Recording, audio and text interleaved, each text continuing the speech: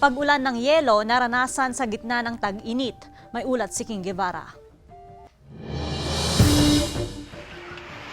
Sa unang tingin, aakalain mong normal na ulan lang ang bumuhos kahapon sa bayan ng Bugalyon sa Pangasinan. Pero kasabay pala ng ulan, ang maliliit na tipak ng yelo na sinlaki umano ng 25 centavo coin. Ayon sa residente na si Roxette, maalinsangan ang panahon noong umaga.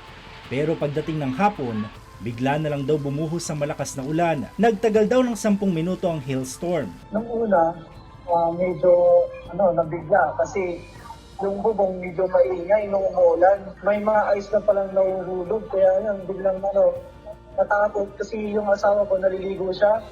Kaya sabi ko, umuulan ng ice ka. Tanong ng ilan, bakit sa gitna ng mainit na panahon nakakaranas ng hailstorm? Ayon sa Pag-asa, nabubuo ang hailstorm kapag may malakas na thunderstorm. Mas nagtatagal daw kasi ang tubig sa ulap kaya nagiging yelo na ito. Parte rin po ng kanya yung thunderstorm po yan, kaya nagkakaroon tayo ng hail.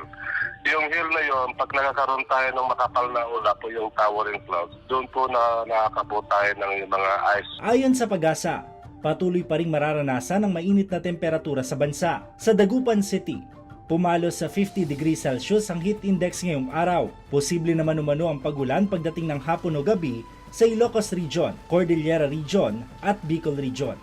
King Guevara, Balitang Amyanan.